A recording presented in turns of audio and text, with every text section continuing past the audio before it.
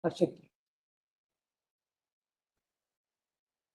Hay recordarles que se va a grabar la sesión, que también mucha gente ha preguntado si vamos a tener las sesiones en diferido. En breve en la web de la Catalán también van a poder ir colgando las sesiones, ¿no? Que las podáis consultar en diferido o que no haya podido asistir, pues las pueda ver.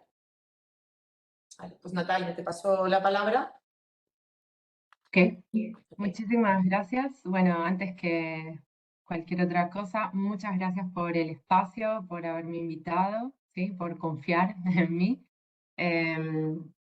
Como bien dijo Ana, va a ser una presentación un poco general, un poco para abrir el debate, para pensar un poco en los neonatos, ¿sí? Bueno, ya un poco ya me presentaron, así que solo agregaría que sí, hace ya unos años que estoy trabajando con MSF. Comencé como neonatóloga, así que fue un gran privilegio en una primera misión en Guinea-Bissau. Después ya el rol comenzó a ser de pediatra y de neonatóloga en Yemen y en CAR también, en República Centroafricana. Y luego ya tuve la oportunidad más de ir hacia el management medical en una misión sobre un proyecto de nutrición en Afganistán. Y bueno, y ahora sí, finalmente en tuberculosis en los niños y niñas, que yo estoy en Mozambique. Sí, TACTIC es un proyecto de MSF, de la sección de París, que se focaliza en tuberculosis en los niños y niñas, y la verdad que es muy interesante también. Sí.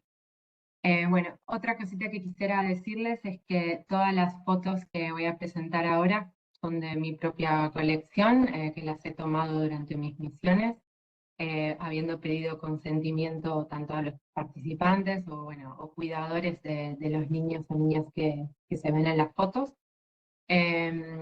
También que todo lo que yo vaya a decir acá me representa a mí como médica trabajando en contextos humanitarios, pero no hablo en representación de MSF, ¿sí? MSF simplemente es parte de mi trabajo.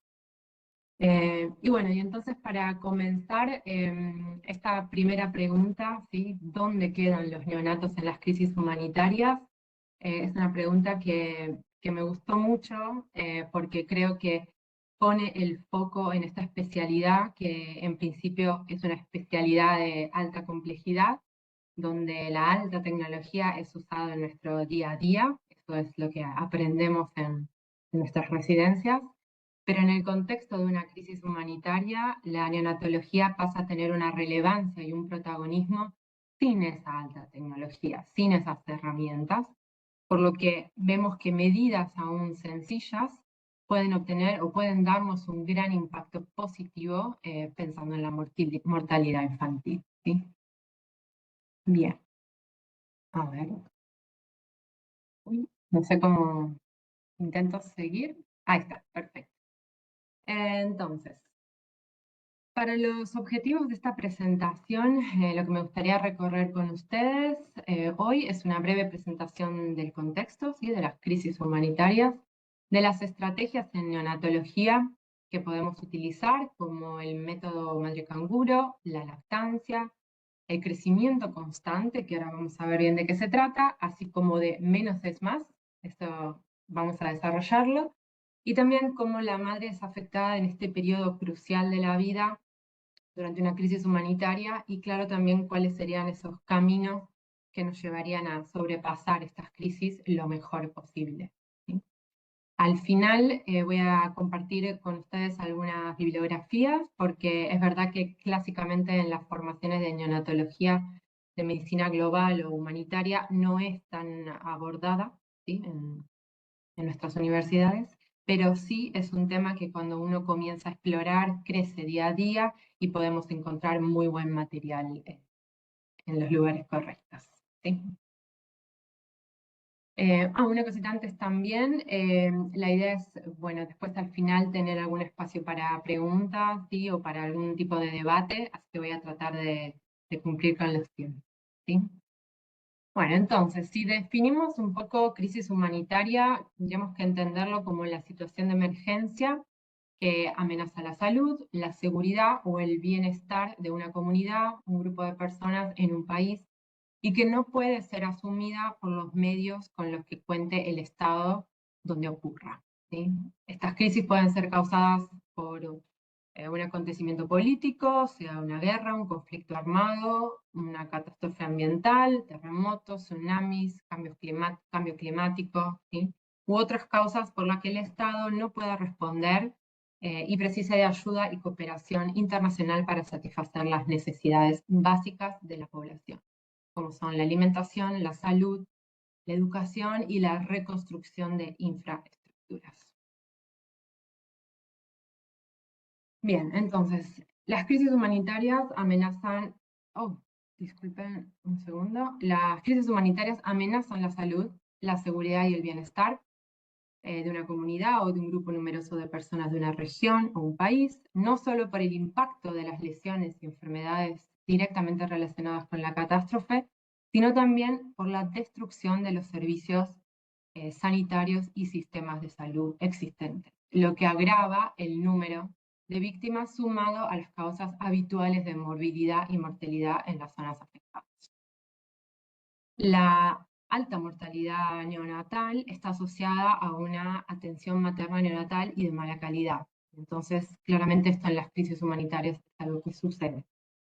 Entonces, con un menor acceso a los servicios sanitarios, aumentan los partos inseguros, lo que pone en peligro tanto a los recién nacidos como a sus madres. Los factores socioculturales, sobre todo las normas de género, pueden suponer un obstáculo adicional para que las madres atiendan a sus recién nacidos o ellas mismas reciban atención. Y con respecto a la reconstrucción de las instalaciones y los sistemas sanitarios, la prestación de atención de emergencia y la formación del personal sanitario son componentes esenciales de toda ayuda humanitaria, y los servicios de salud materna y neonatal son componentes claves en este proceso, ¿sí? No es solo la atención clínica que vamos a dar, sino también reconstruir los sistemas y formar a la gente que atiende estos sistemas. Aquí, bueno, pido disculpas porque es una filmina bastante cargada, ¿sí? Pero bueno, quería también darles algunos datos epidemiológicos. En la mortalidad infantil, la neonatología es protagonista, porque lamentablemente se lleva una gran parte de la mortalidad infantil, especialmente en las crisis humanitarias. El primer mes de vida es el periodo más vulnerable para la supervivencia de un bebé. En ese contexto, 2.3 millones de recién nacidos murieron en el 2022. Las muertes neonatales han disminuido, esto es una buena noticia, ya un 44% de disminución desde el año 2000. Sin embargo, en 2022, casi la mitad, esto sigue siendo así, de todas esas muertes de niños menores de 5 años ocurrieron en el periodo neonatal, ¿sí? En 2022, en África subsahariana, representó el 57%, esto es 2.8 millones, de todos los fallecimientos de menores de 5 años, pero solo el 30% total mundial de nacidos vivos. Esta región registró la tasa de mortalidad neonatal más alta del mundo, con 27 defunciones por cada 1000 nacidos vivos, seguidas de Asia Central y Meridional, con una tasa de mortalidad neonatal de 21 defunciones por cada 1000 nacidos vivos. El parto prematuro, las complicaciones durante el parto, asfixia perinatal, traumatismo obstétrico, las infecciones neonatales y las anomalías congénitas siguen siendo las principales causas de muerte neonatal, y la mayoría de estas muertes son muertes prevenibles. Los niños y niñas que mueren en los primeros 28 días de vida sufren afecciones y enfermedades asociadas con la falta de atención de calidad al nacer o de atención y tratamiento especializado inmediatamente después del parto en los primeros días de vida, ¿sí? Acá cuando hablo de atención de calidad, lo primero que se me ocurre es una simple formación en RCP, puede salvar muchísimas vidas y es ahí donde hablamos de la formación también. Entonces, garantizar el acceso a los servicios de salud materna y neonatal durante las crisis humanitarias mejora los resultados para las mujeres y sus recién nacidos. La mayoría de las intervenciones para salvar vidas de recién nacidos pueden aplicarse con éxito en contextos humanitarios, ¿sí? No tenemos que pensar que necesitamos demasiadas cosas. Bien, acá esta foto cuando la vi y pensé en los desafíos que muchas veces enfrentamos, me pareció muy gráfica. Gráfica y metafórica también, ¿no? Porque, bueno, vemos gente construyendo, vemos ahí una cama en el medio de la nada, no sabemos bien por qué, esperando, este árbol ahí cortado, que tiene una historia, pero es de pediatría, casi se cayó sobre la, otro asunto. Por eso me pareció un poco ahí, como mostrarles y ahora desarrollamos un poquito cuáles son los desafíos que enfrentan los neonatos en un contexto como este. Entonces, primero que nada, podríamos decir la interrupción del servicio y la destrucción de las instalaciones. Esto podría incluir la interrupción de los programas de prevención, como la vacunación, el control de vectores, interrupción de las cadenas de suministro, la reducción del acceso a los medicamentos y otros productos básicos, escasez de proveedores, escasez de personal sanitario, ¿sí? Menor acceso a otros servicios esenciales como agua, saneamiento, higiene y alimentos nutritivos, las carreteras que pueden ser inutilizables y la falta de vehículos de transporte. Otro punto de las poblaciones que, por ejemplo, la imposibilidad de acceder a los servicios de salud entre las poblaciones móviles, ¿sí? El hacinamiento en los lugares que albergan desplazados, internos o refugiados, la interrupción de tratamientos crónicos como el HIV o tratamientos largos como el de la tuberculosis, ¿sí? Luego, tener prioridades contrapuestas, otro tipo de lesiones, ¿sí? Personas desplazadas que acaparan la atención de los centros y programas sanitarios ya existentes, haciendo que la atención adicional que requieren los recién nacidos pase a un segundo plano, a un segundo lugar. También la financiación puede desviarse a otros ámbitos con necesidades también urgentes, ¿sí? Como el tratamiento de lesiones y prevención, gestión de epidemias potencialmente mortales como el cólera en la población infantil y adulta, ¿sí? La falta de seguridad, las amenazas a la seguridad de las poblaciones afectadas y del personal que trabaja para ayudar a las mujeres y a los bebés, antes, durante y después del parto, los toques de queda, la falta de transporte y otras dificultades logísticas que impiden a las mujeres acceder a la atención en los centros sanitarios cuando lo necesitan. En este lugar particularmente nos pasaba bastante seguido que durante el día o la noche había algunos ataques en las aldeas alrededor y la gente inmediatamente venía a refugiarse en el hospital, por ejemplo. Entonces, bueno, los que podían acceder caminando venían inmediatamente al hospital, por eso también vemos tanta gente siempre ahí en los patios. Bueno, entonces esto nos pone en contexto para poder pensar cómo abordar estas situaciones. Hoy vamos a centrarnos en algunas estrategias que en mi opinión y pequeña experiencia puedo decir que pueden hacer una gran diferencia en los cuidados neonatales en situación de crisis humanitaria, pero claramente no son las únicas, ¿sí? Y creo que hasta el día de hoy que revisé esta presentación podía seguir agregando otras estrategias. Bien, entonces como primera, y creo que favorita, tenemos el método canguro, que ahora ya después van a entender por qué coloqué solo método canguro, pero es bien conocido como método madre canguro. Nació en Colombia, en Bogotá, y es un término que describe cómo una persona realiza contacto piel a piel con su bebé por un periodo prolongado de tiempo, no minutos, sino la mayor cantidad de horas del día posible, ¿sí? Bebés que nacen prematuros o de bajo peso al nacer no poseen suficientes recursos para autorregular algunas de sus funciones vitales, como puede ser la temperatura, por lo que este método nos ofrece muchas ventajas, especialmente para este grupo de riesgo y en contextos donde no contamos con incubadoras o no son suficientemente seguras para su utilización, ¿sí? Un caso especial de lo que hemos visto en misiones es que muchos bebés no son prematuros, son de bajo peso al nacer, entonces son de término y de extremo bajo peso muchas veces, entonces son unos grandes candidatos para utilizar y para beneficiarse del método canguro, ¿sí? No solo los prematuros. Bien. Entonces, otra cosa más que me gustaría recalcar de este método y que MSF está trabajando mucho con esto en el área de pediatría, neonatología, es que el método madre canguro es parte de la iniciativa Cero Separación, ¿sí? Eso, si quieren más información, tenemos en las referencias y en el SharePoint de MSF se habla mucho de esto porque es una implementación que están haciendo muy fuerte. Entonces, los componentes del método, pues, como bien ustedes saben, es el contacto piel a piel, ¿sí? Entre la madre sobre su pecho y su bebé, sobre el pecho del bebé, lo más continuo posible durante la mayor parte del día. Acá tenemos normalmente entre 18 y 20 horas o más.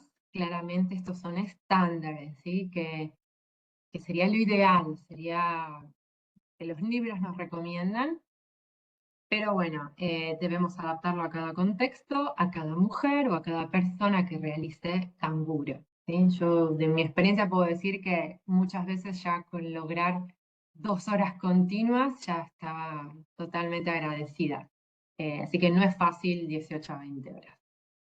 Puede utilizarse una envoltura como la envoltura canguro para recién nacidos, es ya algo predispuesto con sus tiras específicas para hacerlo más sencillo, pero esto claramente lo adaptamos y podemos utilizar cualquier otro paño que pueda sujetar bien y de seguridad a la madre de que el bebé esté bien sujeto.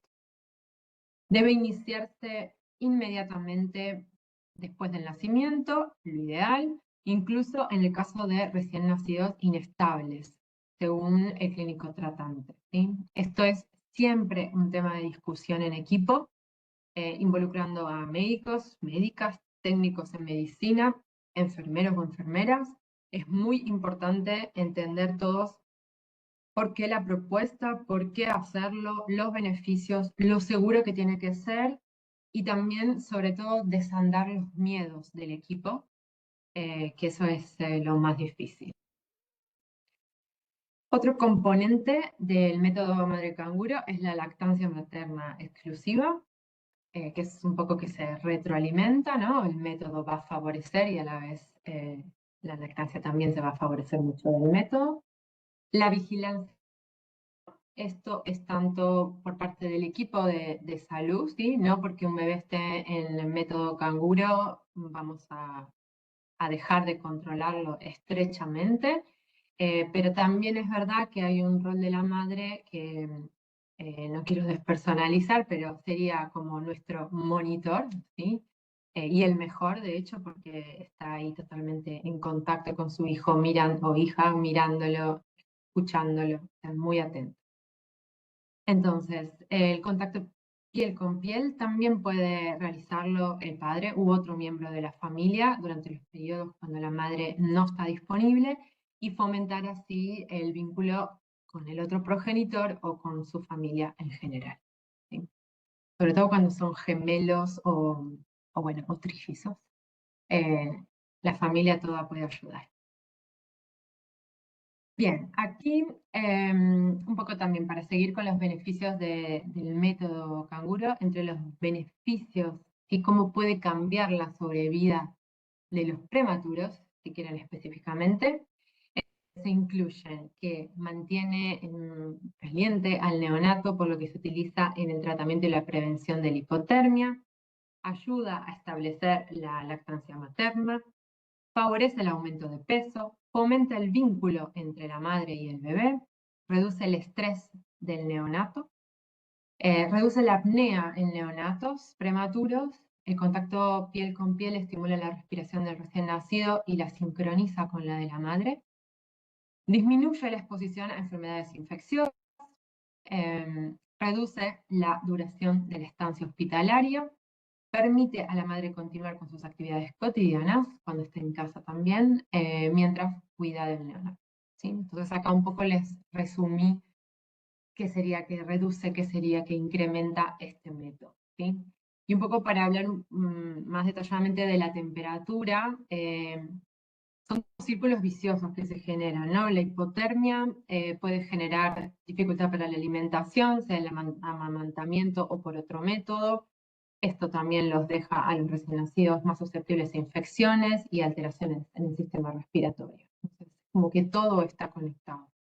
Por lo que regular la temperatura es un paso clave en el método canguro que nos permite estabilizar con el recién nacido, ¿sí? Entonces, la sincronía térmica significa que la temperatura materna va a incrementarse en el caso que el bebé no esté dentro de un rango normal. Y lo mismo a la inversa, ¿sí? Que ese es otro gran miedo a veces del personal de salud. Dice, no, pero está con fiebre, no lo voy a colocar en canguro porque va a subirle más. No, a la inversa también ayuda a regular la temperatura en caso de estar con fiebre, ¿sí? O con hipertermia. Con respecto a la alimentación, como decíamos, favorece el amamantamiento exclusivo, ya, o sea, principalmente por el fácil acceso, lo que también disminuye el riesgo de infecciones y estimula a la producción materna de leche. ¿Sí? La disminución en la hospitalización es fundamental. Esto tiene un gran impacto en la vida de los neonatos, disminuye el riesgo de infecciones hospitalarias y menos costos para el sistema. Si tenemos que hablar con alguna autoridad, esto siempre hay que nombrarlo. Y los beneficios para la madre, ¿no? Que bueno, la liberación de oxitocina, la relajación, el apego, el comportamiento, reduce la depresión postparto, empodera, ¿sí? Da mucha más confianza. Y como les decía antes, también es utilizado en los neonatos de término, ¿sí? Por las mismas ventajas, ¿sí? Muy bien. Y aquí otro integrante del método canguro sería el padre canguro, ¿sí? Papá canguro. Entonces acá vemos que cualquier persona que realice el método va a aportar beneficios al neonato y sin duda va a recibir beneficios de este método. Como habíamos dicho, empodera, disminuye la ansiedad y la angustia, ayuda a comprender la complejidad de estos bebés. Yo creo que en el caso específicamente de los padres es muy importante que entiendan, porque eso también le quita mucha carga, mucho peso del cuidado a las madres, ¿sí? Pasar muchas horas en neonatología. Neonatología es un espacio muy, muy particular del hospital, ¿sí? No sé si ustedes han tenido la oportunidad de estar, pero los ruidos, el calor, los aparatos diferentes, neonatos con cánulas, o sea, es bastante choqueante, estresante, sea en cualquier contexto, o sea, una neo de alta complejidad en un país de primer mundo, como una sencilla neo que podamos tener en un contexto humanitario, siempre es un lugar que genera muchas emociones, más cuando uno no es parte del sistema de salud. Entonces, para los padres, involucrarse ayuda mucho a entender cómo funcionan las cosas, por qué un bebé tiene que quedarse internado, cómo tenemos el esfuerzo también que pone la madre en este periodo, ¿sí? Entonces, para mí siempre ha sido una excelente experiencia incluir a los padres en esto, involucrarlos, ¿sí? Bueno, y otro punto también es que alivia la preocupación al ver resultados, ¿sí? Estar presente, pasar tiempo en la NEO, nada, calma mucho, calma y ve que sí, que se están haciendo muchas cosas también, ¿sí? Y bueno, y fortalecer el vínculo, eso es fundamental, muy importante. Bien, como podemos ver, el método canguro es simple, ¿sí? La bibliografía nos explica muy bien cómo realizarlo, la técnica, lo que necesitamos, básicamente una persona, un neonato o dos, y algo con que sujetarlo.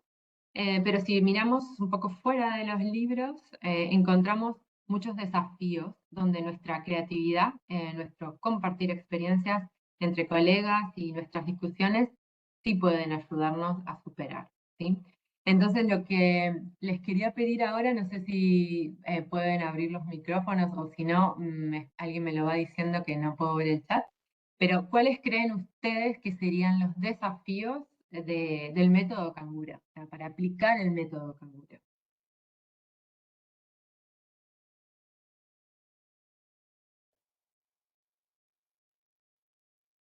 No sé si alguien se anima a hablar.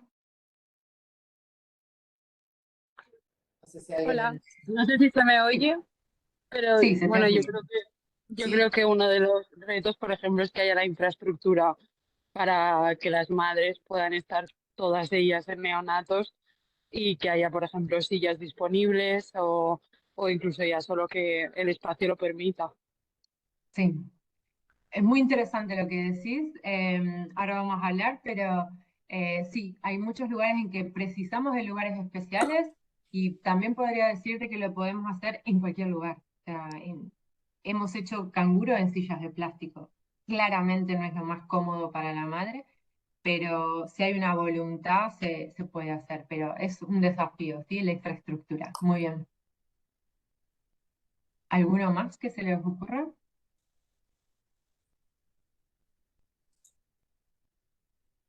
alguien Bueno, si conectado no, más que quiera compartir.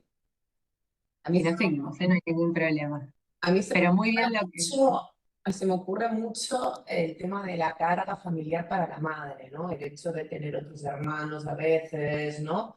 Y Sí, toda la mochila que a veces llevan las mamás, que bueno, pues si solo es el primero, son los primeros gemelos, igual, pero posiblemente hay otros niños y cuánto liderada está esta madre para realmente poder hacer un método canguro unas horas suficientes, ¿no? sí, exactamente. Es uno de los que voy a nombrar, ¿sí? Bueno, acá les pongo. Empecemos con el intervencionismo, ¿sí? En la foto podíamos empezar a sospechar algunos de estos desafíos. Ahí vemos que tienen puesto una vía, uno de estos bebés. El intervencionismo da mucho miedo de realizar este método, tanto por parte del staff de salud como por parte de las madres o de la familia, y por lo tanto no se quiere hacer cuando presentan cánulas, cuando presentan sondas, vías, CPAP, ¿sí? Entonces es una primera barrera que muchas veces tenemos, ¿sí? Las barreras culturales. Acá también en esta foto pueden ver que no se ve mucha piel de la madre, ¿sí? Esta es una mamá que estaba en Yemen, estaba con su abaya, habíamos logrado que se levante su abaya para colocar los bebés piel a piel, pero bueno, es claramente otro desafío que te encontrás cuando te encontrás con las mujeres. Existen abayas especiales canguro, son fantásticas, pero bueno, claramente eso implica un costo adicional y es otra cosa más. Pero bueno, puede ser otra barrera para la implementación. Y institucionales, acá, si las autoridades de la institución no acompañan la medida, diría que es prácticamente imposible. Acá, en este mismo caso, teníamos una sala canguro, era fantástico. Tenemos una habitación exclusiva para las madres que puedan hacer canguro en total privacidad. Solo entraban a esa sala enfermeras, mujeres. El supervisor de neonatos, que era un hombre, casi nunca entraba y cuando entraba era con otra mujer golpeando antes. O sea, era una medida enorme para que nadie entrase sin avisar y que, digamos, interrumpa la privacidad de esas mujeres. Y sin embargo, el número máximo de madres en canguro que tuvimos en 6 meses fue de 3, solo 3, en una sala de internación neonatal de 70 pacientes. O sea, yo tenía 70 pacientes internados, de los cuales solo 3 logramos como máximo que estuvieran en canguro. El director del hospital estaba totalmente en contra del método y no había cómo convencer. O sea, un montón de trabajos, o sea, científicos, todo basado en la evidencia que le hemos mostrado y no. Entonces, ahí sí ya son situaciones en que es muy difícil. Las reglas de una sala de cuidados intensivos. Todavía hay muchos lugares en el mundo donde los cuidados centrados en la familia no están implementados y predomina la idea de que una unidad de cuidados intensivos neonatal debe ser el padre, la familia, todos alejados por ser fuente de posibles patógenos. Esto no es así, aparte hay medidas de mitigación de riesgo, o sea, hay muchos más beneficios de que un neonato esté cerca de su familia que de que no lo esté. ¿Sí? Pero bueno, a veces también ir contra las reglas del sistema no es fácil.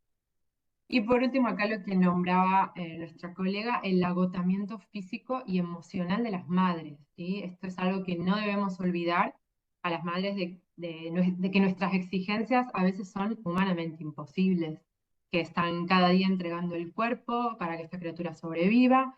Y nuestra misión también es cuidar de ellas, porque esto también va a ser lo que va a mejorar la salud de nuestro paciente. ¿Sí? Pero a veces le exigimos demasiado a las madres y no pueden. Y no están no solo siendo madres de este neonato, sino que tienen toda una mochila por detrás, muchas veces pesadísima. Entonces, nada, hay que prestar mucha atención también cuando se proponen estas cosas. Y acá un poco, bueno, como para relajar y para compartirles, son 3 historias, ¿sí? Dos de ellas en Guinea-Bissau y una, la del medio, es en Mozambique, que es donde ahora también estoy. Son historias de suceso, de éxito, ¿sí? En la primera foto vemos el día en que este bebé fue dado de alta, un prematuro de 900 gramos al nacer, alimentado por sonda durante sus primeras semanas de vida. Estuvo con cánula de oxígeno también por algunas semanas. En ese momento aún no estaba todo el equipo formado en CPAP, que es ventilación no invasiva, así que fue bastante complejo, no lo pudimos aplicar. Entonces sufrió de apneas, sospechas de sepsis, hicimos grandes esfuerzos para convencer a la madre de hacer canguro desde el inicio, por todo este contexto que teníamos, y sobre todo cuando las apneas se incrementaban día a día. A veces no contábamos con cafeína, que sería como el primer tratamiento, y si bien contábamos con enfermeras capacitadas y un buen sistema de alarmas, y es un sistema de puntuación basado en los signos vitales, que la verdad que es excelente, pero necesitábamos de algo más, necesitábamos de esa estimulación que nos permitía el piel a piel. Esto a la vez también necesitábamos mejorar todos sus otros aspectos, ¿sí? Para que no haya más factores contribuyendo con las apneas. Entonces, la madre, un poco cansada de oírnos, un día nos dijo, ¿para qué? ¿Sí? ¿Para qué, doctora? Quédeselo usted, tipo, no va a sobrevivir. Y esto, si bien fue un golpe bajo para nosotros, fue también un respirar hondo y sentarnos con ella, porque evidentemente no le habíamos explicado bien qué era lo que esperábamos y la confianza que teníamos en el método, lo bueno que podía resultar. Finalmente aceptó y a partir de ahí, bueno, cada día comenzó a mejorar, fue mejor que el otro. Y, y claro, siempre queremos presionar un poco más, así que empezamos a decirle que había que ponerle un nombre. Los bebés en general en la NEO no tienen nombre. Al principio esto a mí me chocó bastante porque, no sé, en Argentina es fundamental. Hasta yo me he dedicado a escribir los nombres de los bebés para sus incubadoras, sus cunitas. Y acá no, o sea, eran todos los nombres de las madres. Entonces es como ni siquiera identificarlos, es fuerte. Eh, y bueno, finalmente aceptó ponerle un nombre, pero muy cercano al alta, o sea, fue como muy pocos días antes del alta. Y bueno, y así, entonces bueno, le pudimos dar el alta con su nombre y se fue a su casa, así que eso estuvo muy, muy bien. Y en la segunda foto, este bebé también, como pueden ver, era un prematuro. Ya cuando yo saqué esta foto comparando con mi mano, ya estaba bastante mejor y más grande. Pasó por similares dificultades. Otra vez acá el desafío de la comunicación. no solo por el lenguaje, ¿sí? Pero bueno, en general la comunicación. Como médicos tenemos que replantearnos siempre. También el escaso tiempo, ¿sí? Que a veces teníamos para sentarnos a explicar. En la sala de prematuros era frecuente estar 2 o 3 personas haciendo RCP al mismo tiempo, a veces. Era agotador. Y a veces ese ambiente agotador sale lo primero que se viene a la cabeza. Entonces, cuando estábamos intentando explicarle a la madre sobre lo pequeña que era esta bebé y por qué debía quedarse en el hospital un tiempo más, porque la familia se la quería llevar, salió a decir a la mamá, tu bebé pesa lo mismo que un paquete de azúcar. Y fue como, no más, 1 kilo. Y ahí, bueno, es toda esa frustración que uno tiene que aprender a manejar, ¿no? Y la madre también ahí un poco entre cansada, pero a la vez reaccionando, respondió positivamente, dijo, ah, bueno, es mi pequeño paquete de azúcar, con una sonrisa, y ahí decidió quedarse. Y ahí logramos que se fuera, si no me equivoco, con 1,8 kilos o 1,6 kilos, puede ser, porque también algo que como neonatóloga me sorprendió bastante que muchas veces las altas son con pesos que uno jamás imaginaría dar, pero como decíamos, tenemos que sopesar también el riesgo que es estar en el hospital. Entonces, con muchas pautas, a veces se van con pesos bien bajos. Y la última foto, en realidad es un poco más para hablar del adulto, de la adulta, que es la razón por la que Aisatu decidió ser enfermera neonatal. Aisatu fue una enfermera que yo conocí en Guinea-Bissau. Es excelente, comprometida, responsable, muy motivada. Pasamos varios meses trabajando juntas hasta que llegó noviembre. Noviembre, para los que no saben, es el mes del prematuro. ¿Sí? Hay una semana que se conmemora y se revisa todos los derechos de los prematuros. Entonces, en el servicio nunca se había celebrado el Día del Prematuro, y como yo acostumbraba a hacerlo en Argentina, bueno, propusimos hacerlo y claramente les encantó. Y ahí fue cuando Aisatu se acercó a mí y me contó su historia con su pequeña, que es la que vemos en la foto. Aisatu tuvo muchas dificultades durante su embarazo, lo que la llevó a tener un parto prematuro. Estuvo mucho tiempo internada con su bebé. No fue nada fácil. Ha contado así cosas realmente complejas y que me da mucha pena que también haya sufrido eso del personal médico, ¿no? Pero aún así aprendió a cuidarla y de ahí nació su deseo de estudiar y de dedicarse a estos bebés, ¿sí? Entonces, el día de la fiesta del prematuro vino con su pequeño, lo que fue muy inspirador para las madres que en ese momento estaban internadas en la NEO, dándoles una inyección ahí de energía positiva, de esperanza y de ver cómo puede resultar una criatura saludable, feliz y puede dar un suceso también. ¿Sí? Bien. Bueno, ahora vamos a pasar a otro punto que es la alimentación. Toda la alimentación también es algo que cambia radicalmente en neonatología durante una crisis humanitaria. Por ejemplo, nutriciones parenterales. En una neo en Argentina, voy a poner el ejemplo, es la nutrición parenteral, es algo habitual. Siempre vas a tener algún paciente con una nutrición parenteral. Pero en una crisis humanitaria, eso es muy probablemente, por no decir no, que no vas a tener.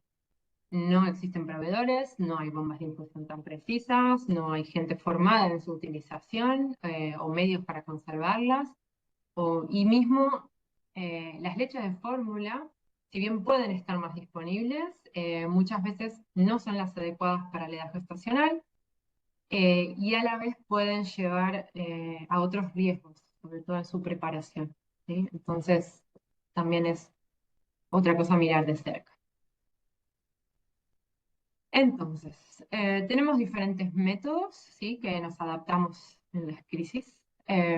Claramente nuestra prioridad siempre va a ser la lactancia materna, ya sea por amamantamiento directo o con la utilización de la leche materna para la alimentación por sonda o por vasito, ¿sí? Con respecto a la alimentación por gravedad, que sería la foto que está en el medio, también, no sé si ustedes lo conocen como gavage, en Argentina le decíamos gavage. Es un método de caída libre desde una jeringa o mediante un sistema de goteo. Su uso es sencillo, pero hay que realizar frecuentes controles y reajustes para garantizar que pasa la cantidad deseada de leche en el tiempo adecuado y similar a la duración de una toma. Este método, como digo, es sencillo, solo que hay que estar, el personal que, sobre todo en enfermería, tiene que estar bien preparado en la colocación de sondas para evitar complicaciones como la aspiración, ¿sí? Y esto es algo que tiene que controlarse. Entonces, un buen personal formado tenemos que tener. El relactador, que es lo que se ve en el dibujo, ¿sí? Es un dispositivo que cuenta con dos partes básicas, un recipiente y una sonda. Si el relactador está alto, la leche va a fluir con facilidad. Si por lo contrario está más bajo, el bebé va a tener que hacer más fuerza para succionar según en el periodo en que se encuentre, en el periodo evolutivo de su succión que se encuentra el bebé, ahí es donde vamos a posicionar el recipiente. Las sondas se pegan al pecho de la madre y se acomoda sobre el pezón para que el bebé agarre el pecho y las tenga en su boca y pueda succionar normalmente eh, con la sonda en el pecho de la madre. Esto también parece muy sencillo y sin embargo yo puedo decir que de todos estos métodos fue el que más siempre nos costó implementar. Eh, no sabría explicarles bien por qué, porque es súper seguro, es fácil, pero la verdad que siempre hay como alguna resistencia mismo del staff.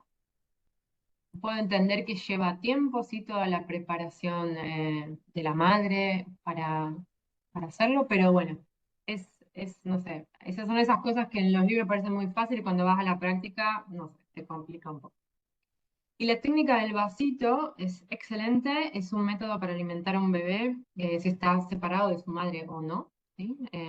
Por ejemplo, se usa mucho también durante el día hasta la madre, puede darle el pecho, durante la noche tiene que ir a descansar o bueno, o tiene que volver a su casa.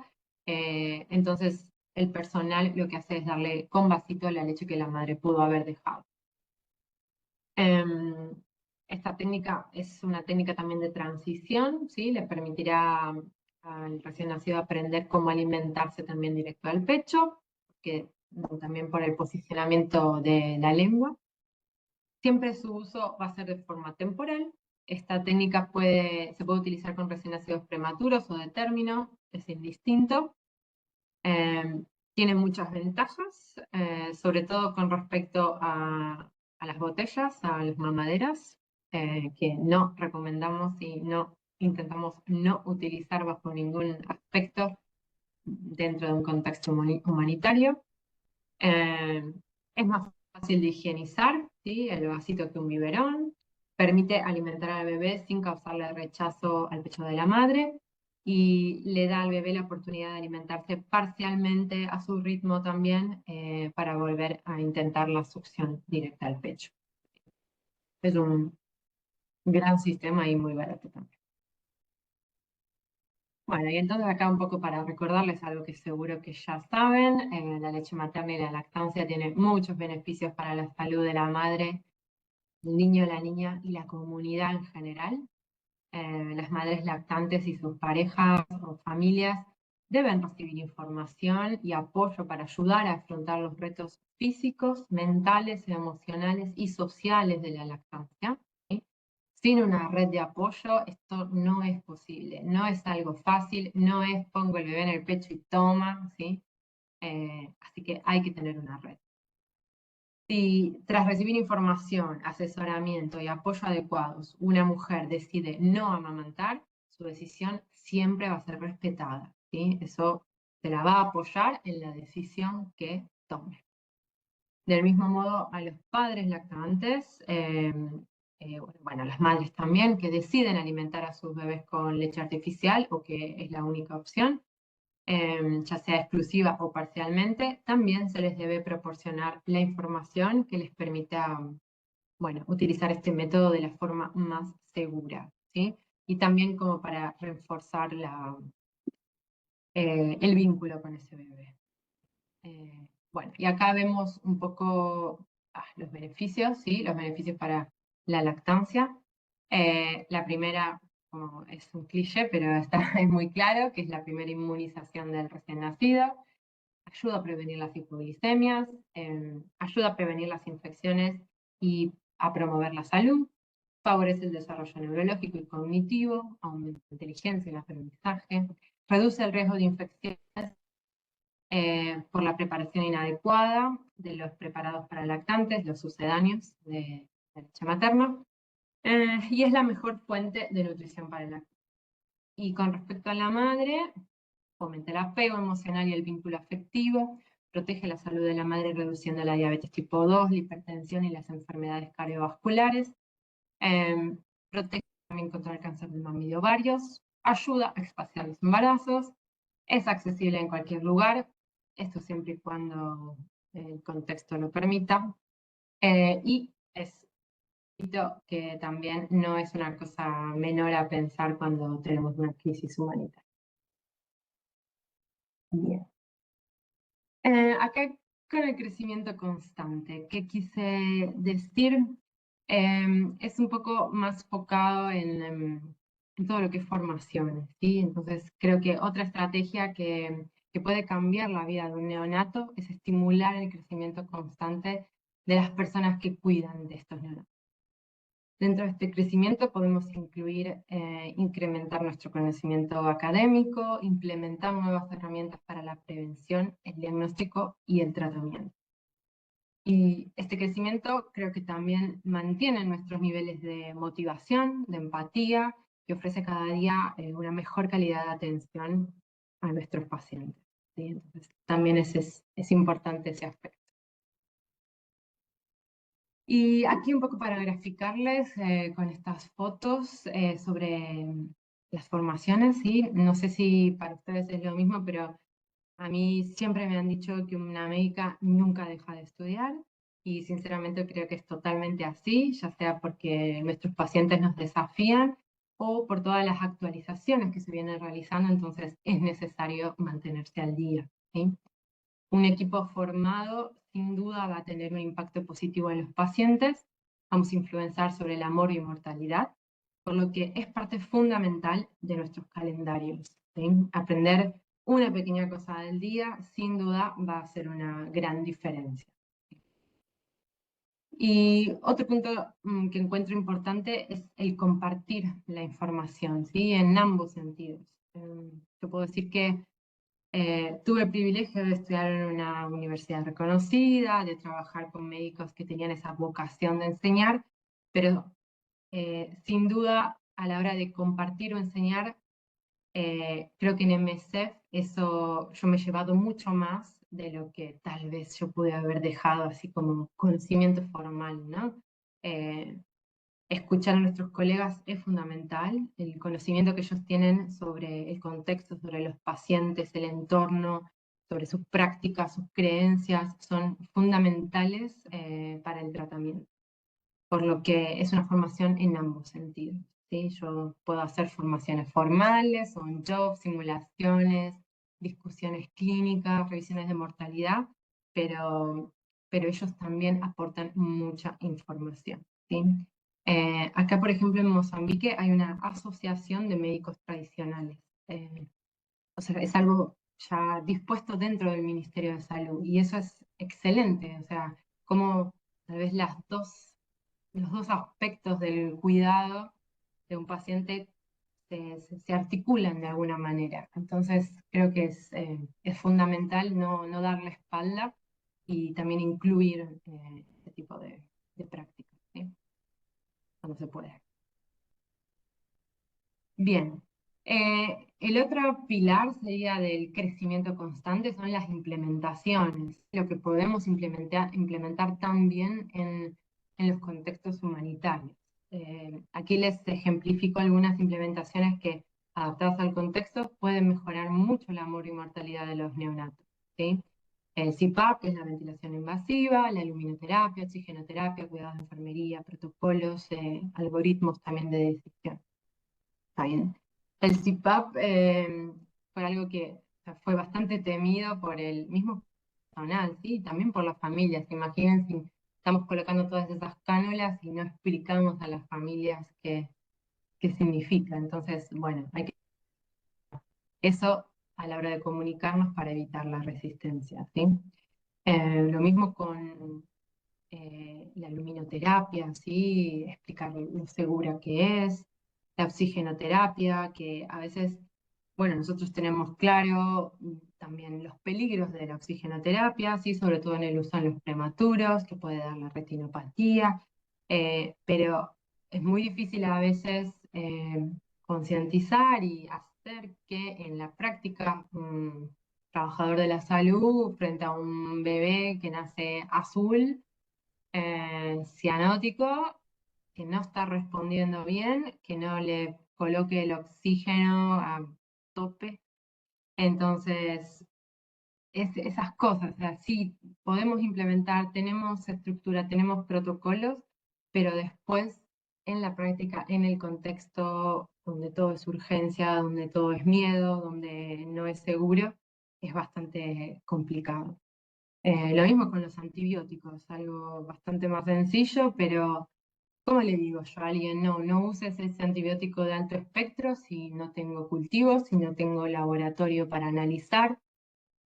Estamos a ciegas. Entonces, es bastante a veces desafiador eh, llevar algunas teorías.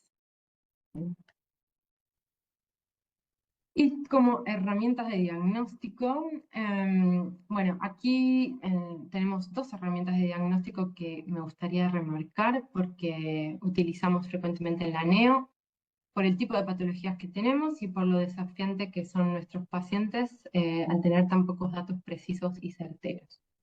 Bueno, como por ejemplo no sé, el laboratorio de gases, ¿sí? Es fundamental en la NEO, pero diría que casi nunca está disponible, ¿sí? O mismo una simple máquina de radiografía puede no estar disponible porque no es transportable, o mismo el paciente puede no ser transportable. Entonces, le viene a ofrecernos muchas ventajas a la hora de diagnosticar y evaluar a un paciente. Es un método no invasivo, sin efectos adversos para los pacientes y con la posibilidad de hacerlo al pie de la cuna. En MSF suele haber la oportunidad de formar a los clínicos en conocimientos básicos de ecografía con la formación en POCUS, lo que beneficia enormemente al paciente a la hora de tomar decisiones.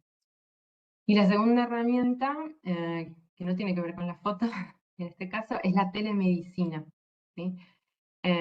Muchas veces uno se enfrenta a que sabe lo que hay que hacer, pero no sabe cómo. Cómo hacerlo con lo que tengo, o mejor dicho, con lo que no tengo. Entonces, cómo diagnosticar una sepsis sin cultivos, cómo corregir un medio interno sin laboratorio. Entonces, el bloqueo puede ser total. Y ahí es cuando uno tiene que salirse a través de los libros. Y para mí telemedicina siempre fue como una herramienta fundamental a la hora de pensar en conjunto, ¿no? De tener grandes profesionales disponibles y con la experiencia para ayudar. Es como pedir un Ateneo y tenerlo en menos de 24 horas, ¿sí? Todos los especialistas ahí para uno. Así que eso siempre nos ha dado eh, soluciones creativas también o adaptadas a lo que nuestro paciente necesita. O también nos ha ayudado en justificar algunas referencias, que eso también no es fácil. Y después tenemos elementos, sí, como acá se ve en la foto, el glucotest, ¿sí? O el HemoCure, que para mí fueron enormes aliados, ¿sí? Al momento de diagnosticar hipoglicemias, anemias, o bueno, para decidir tratamientos, modificar o hacer seguimiento. ¿Sí? En NEO, esas dos herramientas son fundamentales también. Bien. Ah, bueno, y por último, sí, la clínica es soberana. Esto siempre me lo han repetido y en contextos humanitarios podemos confirmarlo al 100%, sino al 200% de que la clínica es siempre soberana. Menos es más.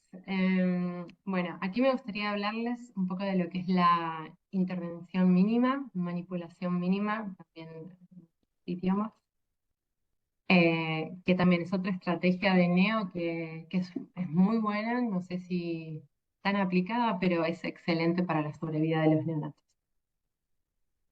Entonces, aquí una vez más podemos aprender mucho en nuestra práctica de neonatología, pero cómo transmitir al equipo que hacer menos a veces es más, ya me gustaría que estuviera en los libros bien explicado, ¿sí?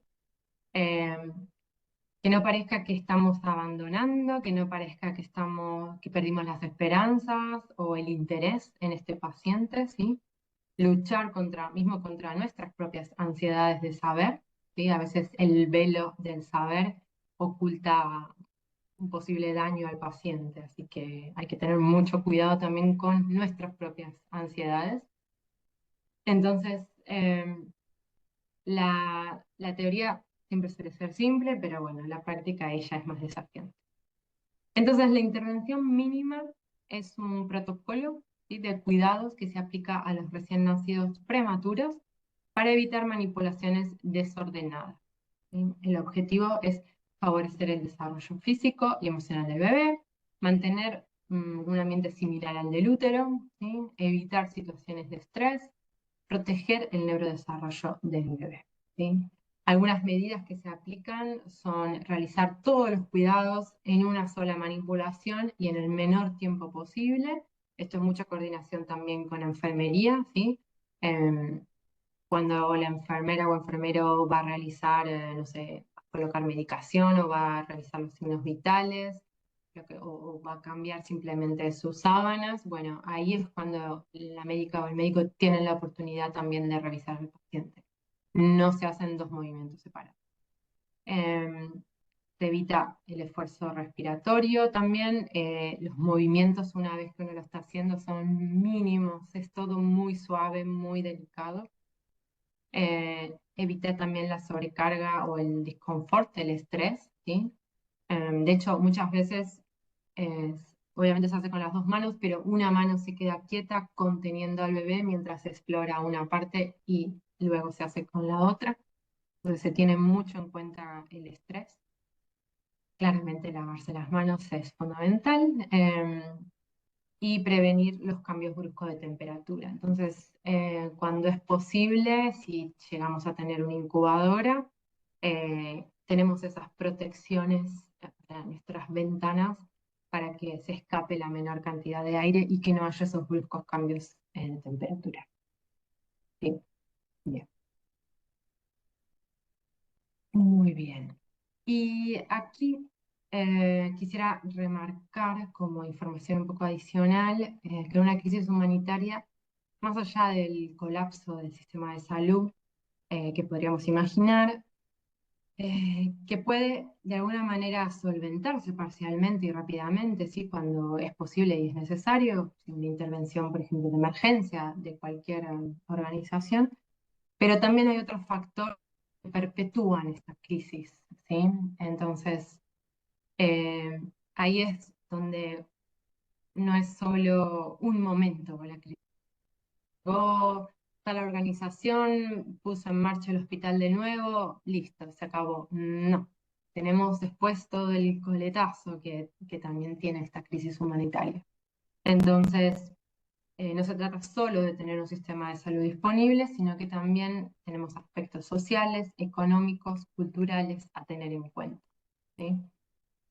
Acá, como vemos, solo algunos puntos, la demora en la llegada del sistema de salud es crucial, ¿sí? A veces no tienen los medios para transportarse porque no hay dinero, simplemente no lo pueden pagar, porque no existe el medio de transporte, porque no hay motos, no hay taxis, no hay papelas, no hay tuk-tuk, no hay ambulancias, entonces no hay forma. En la foto esa caótica que les mostré había un sistema de motos de referencia, eso era excelente. Pero imagínense una mujer con una complicación obstétrica teniendo que ir al hospital en una moto. Bien, entonces, súper complejo. Pero era la única manera que tenían de llegar. Otro aspecto y que afecta totalmente la supervivencia de la madre es el permiso, ¿sí? Tener permiso para acceder a la salud. Nos ha pasado en algunos países que había que explicar a los esposos, al esposo en este caso, por qué había que hacer una cesárea en esta paciente. Una cesárea de urgencia, aparte no era una cesárea, imagínense, programada o elegida, no, era una cesárea de urgencia para salvar la vida de la madre y el bebé. Y no hubo permiso. Entonces, claramente, bueno, la supervivencia materna ahí es terrible. Los acompañantes, ese es otro punto que, ok, pueden tener permiso, pero si no son acompañadas en algunas regiones de este mundo, no acceden, no van, no. El hombre de la casa, o el esposo, el padre, el hermano están trabajando, esa mujer no puede ir al hospital. Y esto, más allá que parece, ay, esto es surreal, ¿qué pasa? Cuando yo me estaba yendo de Afganistán, esto ya estaba mucho más en pie y se veía el impacto. Entonces es realmente dramático porque cuántas mujeres también ni sabemos que están afectadas, que no llegan al sistema de salud y que nada, no tenemos cómo saber porque tal vez fallecen en sus casas. Entonces eso es bastante grave también.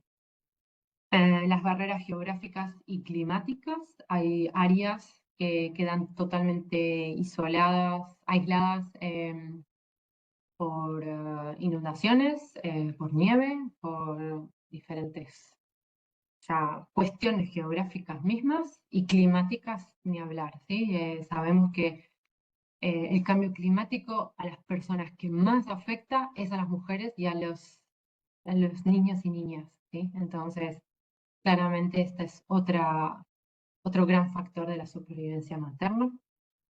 La seguridad y la educación, ¿sí? La seguridad, bueno, de nuevo, muchas veces las mujeres son atacadas o son usadas como arma de guerra, entonces, bueno, su seguridad también está en juego. Y la educación, eso pasa por el lado de que si ellas no están educadas, si no están informadas, si mismo la comunidad no está bien educada, ¿cómo registramos los signos de alarma? ¿Cómo identificamos, bueno, ahora sí hay que ir cuanto antes o no es un parto para tener en casa? O sea, bueno, la educación para la salud también cumple un rol fundamental, ¿sí? Para la supervivencia. Bien. Bien, y aquí, para que no es todo tan negativo, tenemos acciones claves para la salud neonatal en crisis humanitaria, cosas que podemos hacer, que son posibles y que van a ayudar a cambiar el contexto. Perdón que está también muy cargada este slide, pero también me parecía importante que quede para ustedes. Dar prioridad al fortalecimiento del binomio madre y recién nacido en las crisis humanitarias, ¿sí? Tiene que ser nuestro grupo a trabajar primero. Garantizar una atención neonatal esencial, rentable y que salve vidas esenciales desde el inicio de una emergencia, ¿sí? Parece como ahí ocupando de la economía, que sea rentable, pero es fundamental, ¿sí? Porque no puedo venir a proponer cosas que no son sustentables, que no vamos a poder sostener. Entonces, eso también es para pensar. Ampliar el acceso universal a una atención prenatal, postnatal digna y de calidad. Eso también es muy posible de hacer. Prestar una atención adecuada a los recién nacidos pequeños y enfermos. registrar todos los nacimientos y contabilizar todas las muertes de los recién nacidos y mortinatos. Los datos también es algo que cuesta hacer, cuesta tener datos de calidad, pero son importantísimos, ¿sí? Para poder guiar ayudas o para poder solicitar determinados recursos, tenemos que tener datos, ¿sí? Reforzar los vínculos a lo largo del continuo asistencial con sectores humanitarios clave. Esto se refiere bastante a lo que es el partnership, ¿sí? Trabajar con otras organizaciones. Eso siempre es bueno de articular y es posible. Generar apoyo y coordinación en todo el nexo entre ayuda humanitaria y desarrollo. Acá, bueno, MSF, por ejemplo, suele actuar en emergencias. Entonces, vamos y siempre hay un plan de, ok, pero esto no va a ser para siempre, esto va a ser por esta cantidad de meses o cortos años, y luego va a ser la pasación a quien va a continuar con este desarrollo o con los servicios, ¿sí? Pero siempre pensar en atacar la emergencia y luego ir hacia mejorar el desenvolvimiento, no sé si esa palabra existe, es lo mejor. Capacitar a las comunidades y los gobiernos mediante asociaciones que promuevan servicios de salud materna y neonatal innovadores y sostenibles. Explorar enfoques innovadores y mejorar los datos científicos que sirvan de base a la prestación de servicios. Y aumentar la visibilidad de los recién nacidos en contextos humanitarios, ¿sí? Hay que pensar en ellos, lo que no se piensa no existe, lo que no se nombra no existe, entonces vale mucho pensar en ellos, vale ponerles un nombre, si así lo quisieran las familias, vale explicarse, comunicar y no bajar los brazos sobre todo, ¿sí? Se pueden hacer muchas cosas. La NEO puede trabajar excelentemente en contextos humanitarios y cambiar las realidades, ¿sí? Bueno, y aquí ya para ir finalizando, les compartí algunas referencias, muchas son de MSF. MSF tiene un grupo también pediátrico y neonatal, especialistas neonatales que están regularmente actualizando la información. Es realmente un trabajo muy, muy bueno el que hacen y confío mucho en este material. WHO, Save the Children, UNICEF también. Ahí ven que tal vez las actualizaciones son diferentes, pero esta fue la última que encontré. Así que bueno, y después, bueno, PubMed claramente ustedes deben usar, pero hay muchísimos, muchísimos papers interesantes sobre neonatología en contextos humanitarios. Sí, las invito y los invito a revisar. Así que nada, gracias un poco a todos por su atención, por escucharme. Y bueno, espero que les haya servido un poquito. Bien.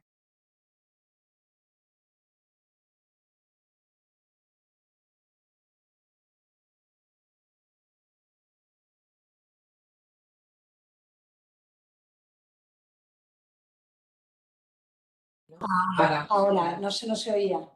Gracias. Voy a empezar con la rueda de preguntas por si alguien del público quiere preguntar.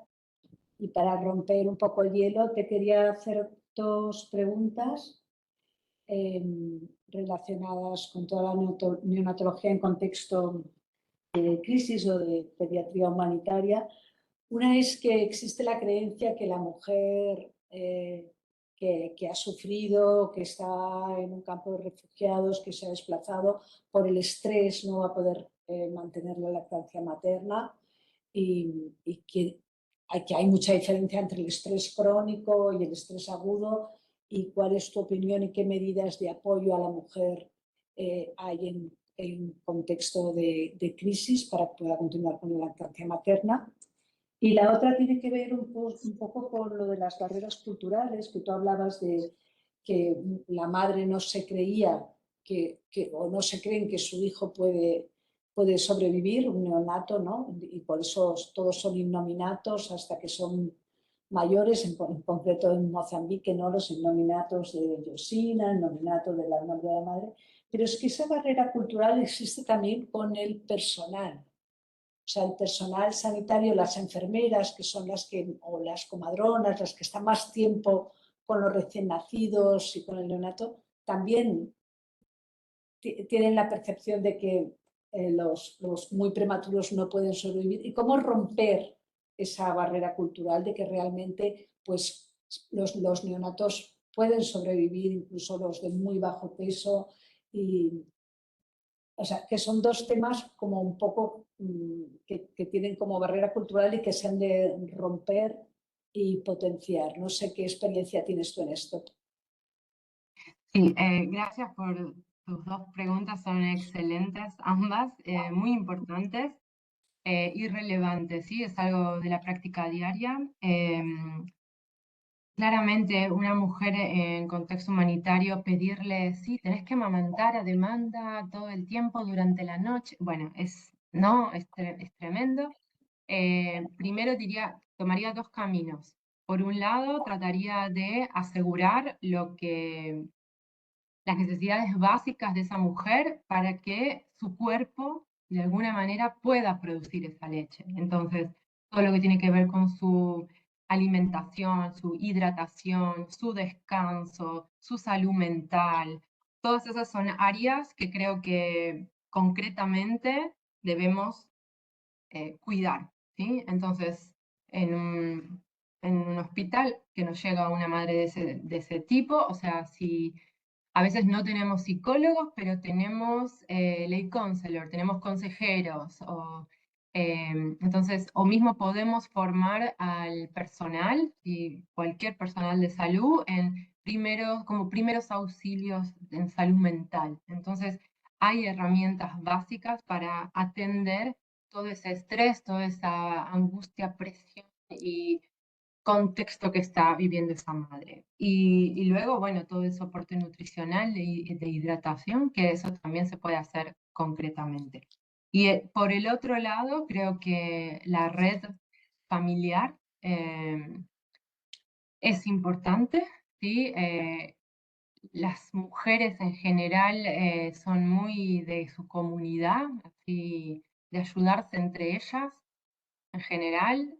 Entonces creo que ese apoyo entre mujeres también puede ayudar mucho, que si no lo tienen, como de alguna manera tratar de encontrarlo o tratar de asociarlas a ese grupo de pertenencia, demostrarles que no están solas, que pueden pasar por esto. Y de nuevo, medir hasta dónde, ¿no? Porque, como decíamos, si la mujer sinceramente no puede con esto, no quiere dar el pecho, por las razones que sean, se la va a respetar, pero siempre dándole toda la información para que ella pueda decidir y ofreciéndole también todas las herramientas que podamos, ¿sí? Entonces creo que sí son contextos muy desafiadores, pero que concretamente se pueden hacer también estas cosas, ¿sí? Y con respecto a la barrera cultural, sí, me hiciste recordar muchos momentos en que, por ejemplo, nos ha pasado que enfermeros o enfermeras han agarrado a los bebés mismos para ponerlos en canguro con ellos mismos.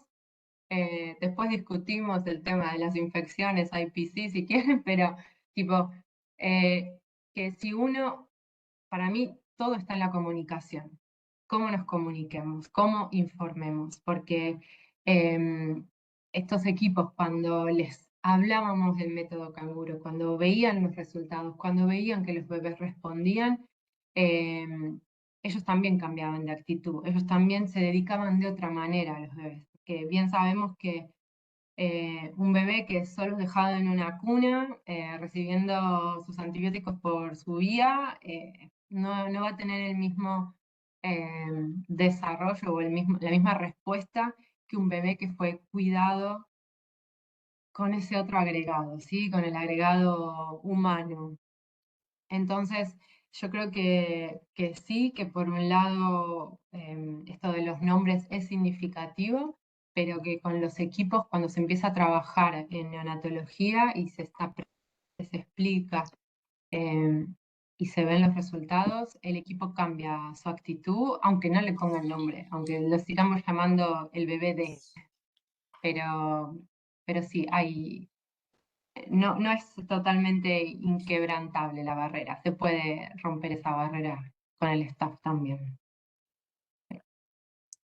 Gracias. No sé si hay más preguntas. Si alguien que esté conectado quiere hacer alguna pregunta o comentario.